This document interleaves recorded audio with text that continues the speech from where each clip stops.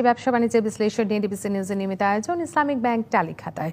আজ আমরা সোলার নিয়ে আলোচনা করছি। আমরা আবারও চলে যাচ্ছি আমাদের আলোচনায়। এই পর্যায়ে আমি একটু যেতে চাই ইঞ্জিনিয়ার নাজনীন আক্তার, আপনার কাছে একটু যেতে চাচ্ছি। আমরা শুনছিলাম যে এখানে ইন্টারেস্ট রেট কমানোর একটি প্রসঙ্গ উঠে এসেছে, নীতির পরিবর্তন এবং একই সাথে রাজনৈতিক অস্থিরতা। আসলে ঠিক এই মুহূর্তে আমরা যে পরিস্থিতির মধ্য দিয়ে যাচ্ছি সেই কথাটা বলা হয়েছে। আমি একটু আপনার কাছে জানতে চাচ্ছি, এই সব কিছুকে যদি আমরা মাথায় রেখে সামনের দিকে এগিয়ে যেতে চাই, সেক্ষেত্রে দীর্ঘমেয়াদে খরচ সাশ্রয়ের দিক থেকে এই প্রকল্প কতটুকু লাভজনক হতে পারে বলে আপনি মনে করছেন? এবং একই সাথে আপনার কাছে আমার আরেকটি প্রশ্ন থাকবে।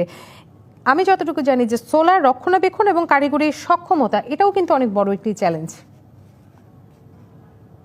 যদি আমি লাভজনকের কথা বলি, অ্যাজ এ সোলার, যেহেতু এটা একটা রুফটপ সোলার, যখন রুফটপ সোলারের কথা আসছে, রুফটপ সোলার ইটসেলফ যদি কমার্শিয়ালি বলি, এটা খুবই ভায়াবল একটা প্রযুক্তি এবং কমার্শিয়ালি এটার বিদ্যুৎ উৎপাদন খরচ অনেক কম।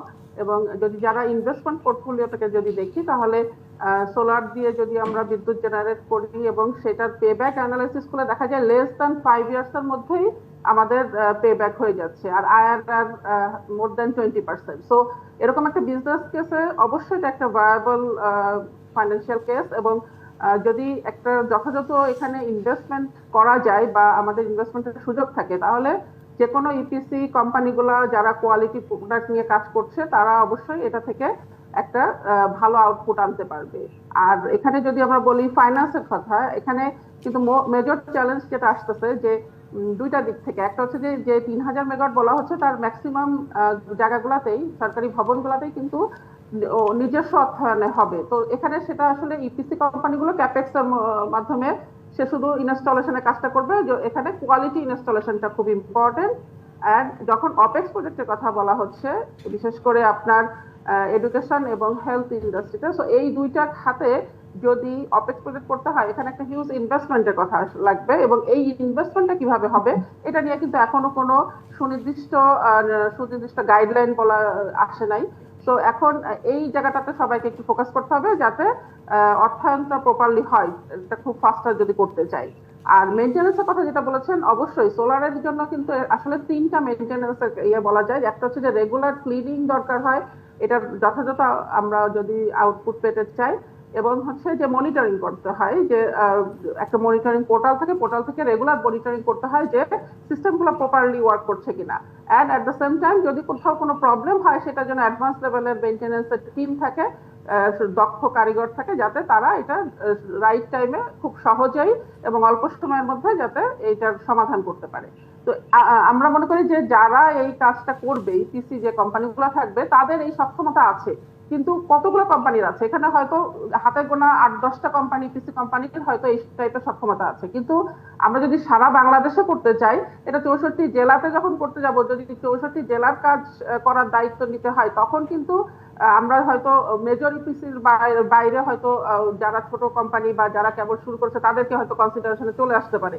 তখন তাদের সক্ষমতাটাও কিন্তু বিচার করতে হবে যে লং টার্মে তাদের থেকে এই মেইনটেনেন্স সুবিধাটা কিন্তু আসলে পাওয়া যাবে কিনা। তো এখানে একটু খুব ক্লোজলি যখন বিচার করা হবে ইপিসি কোম্পানি বা টেন্ডারের কোনো এন্টিটিকে, তখন কিন্তু এই সক্ষমতাগুলোকেও কিন্তু বিচারের আওতায় আনতে হবে। যে আমি একটু জনাব শামস আপনার কাছে জানতে চাই, এই যে ইনভেস্টমেন্টের ব্যাপারটি এসেছে, কিভাবে হবে এরকম একটি প্রশ্ন কিন্তু তুলে ধরেছেন। আমি একটু জানতে চাই এই ইনভেস্টমেন্টের বিষয়ে আপনার কাছে আপনি কি মনে করছেন যে কিভাবে আসলে এটা হওয়া উচিত, রক্ষণাবেক্ষণের বিষয়টি এসেছে। এবং আপনার কাছে একটু জানতে চাচ্ছি যে জাতীয় গ্রিডের উপরে চাপ কমাতে এই সোলার কতটুকু ভূমিকা রাখতে পারে? এক এক করে আমি বলি। আপনি যেটা বলেছেন ইনভেস্টমেন্টের ব্যাপারে, তো আমাদের যেটা দরকার সেটা হলো একটা সুদূর প্রসারী প্ল্যান, যেটা integrated energy and power sector master plan যেটা আছে ওটার সাথেও ইন্টিগ্রেট করে ফেলা যায়। তাছাড়া আমাদের এসডিজি আছে। আমি মাইক্রো লেভেলের একটা কিছু বলি, যেমন আমরা যদি চাই যে আমাদের সোলার প্যানেল ম্যানুফ্যাকচারিং এর সক্ষমতা বাড়ুক, তো ম্যানুফ্যাকচারিং মানে কিন্তু এখানে শুধু ফেব্রিকেশনটা হবে। তো সেক্ষেত্রে আমাদের সোলার সেলের ট্যাক্স আমাদেরকে 0 করে দিতে হবে। মানে আপনি যদি চান যে এই সেক্টরটা, কারণ বাংলাদেশের সোলার সেল ফ্যাক্টরি এটা সম্ভব না। তো আমি যদি ইম্পোর্ট করেই নিয়ে আসি, তো সোলার সেলের এখন যে ইয়ে আছে, সবকিছু মিলিয়ে ট্যাক্স আছে এটা 27.5%। যেমন হচ্ছে আমি ধরে নিলাম যে আমি কাস্টম ডিউটি 0 করে দিলাম এবং এটা প্রচার করলাম, কিন্তু আদতে আমার ভ্যাট 15%, এআইটি 5%, অ্যাডভান্স ট্যাক্স হচ্ছে, ইনকাম ট্যাক্স হচ্ছে 7.5%। এগুলো দিয়ে কিন্তু আমার 27.5% চলে আসছে। এখন সোলার সেল, এটা কি আমি এই ট্যাক্সটা কেন দিয়ে রেখেছি? আমি সেলটা কি বাংলাদেশে প্রডিউস করব? এটা লিথিয়াম আয়ন ব্যাটারি বাংলাদেশে প্রডিউস হয় না, এখানে আমি 61% ট্যাক্স দিয়ে রেখেছি। তো এখন এই যে লিথিয়াম আমাদের 3 হুইলার যেগুলো চলছে, এগুলা খুবই নিম্নমানের ব্যাটারি ব্যবহার হয়। এই অ্যাসিড গুলো যখন রিসাইকেল করে আমার পরিবেশে ক্ষতি করে। তো আমি এই যে লাভের আশায় 61% ট্যাক্স দিয়ে রেখেছি লিথিয়াম আয়ন ব্যাটারিতে। তো আমার ওইগুলো আগে অ্যাড্রেস করা উচিত যে আমি লং টার্মে পরিবেশের ক্ষতি না করে এই রিনিউয়েবলটা করলে আমি কি সুবিধা পাবো। আমি এই মানে যদি আমি ধরি অন্যান্য দেশ যারা এগুলো ম্যানুফ্যাকচার করছে তারা তো কয়লা ব্যবহার করেই এটা করছে, তো আমি তার থেকে সোলার প্যানেলটা কিনে এনে শুধু ব্যবহার করলাম, কিন্তু আমার ক্যাপাসিটি বিল্ডিং কিছু করলাম না। যে ক্যাপাসিটি বিল্ডিং এর কথা যেহেতু এখানে এসেছে, আমি একটু ইঞ্জিনিয়ার নাজনীন আক্তার আপনার কাছে একটু যেতে যাচ্ছি।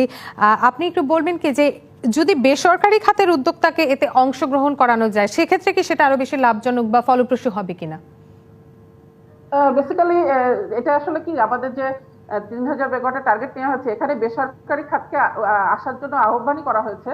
কারণ যেটা বললাম যে শিক্ষা এবং হেলথে যেটা অপেক্স মডেল হবে, অপেক্স মডেল মানেই হচ্ছে বেসরকারি উদ্যোক্তারা এখানে ইনভেস্ট করবে।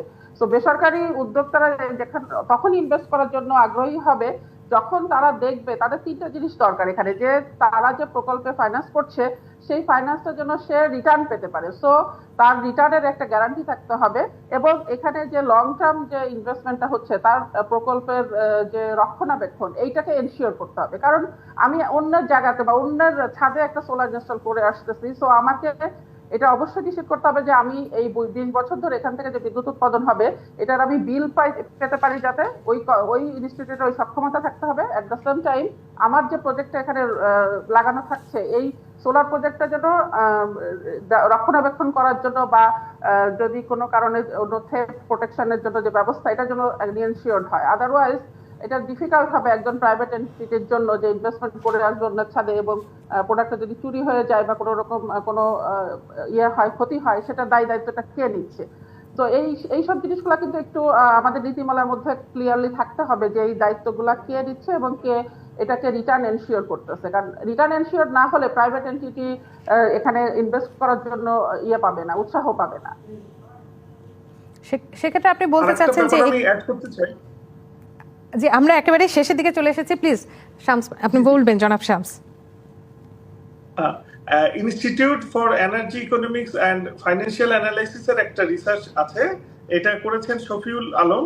তো যেটা হয়েছে সেটা হলো যে এই যে 3000 মেগাওয়াট আমি টার্গেট করেছি, তো আমাদের স্যাংশন লোড ধরলেও 2000-এর উপরে যায় না। তো তার মধ্যে আবার 70% আপনি করতে পারবেন।